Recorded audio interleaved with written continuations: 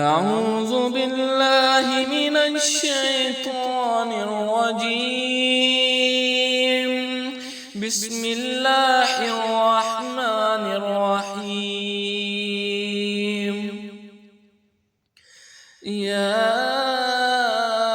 أيها المزمل قم الليل إلا قليلا نصفه أو انقص منه قليلا أو زد عليه ورتل القرآن ترتيلا إنا سنلقي عليك قولا ثقيلا إن ناشئة الليل هي أشد وطئا وأقوم قيلا إن لك في النهار سبحا طويلا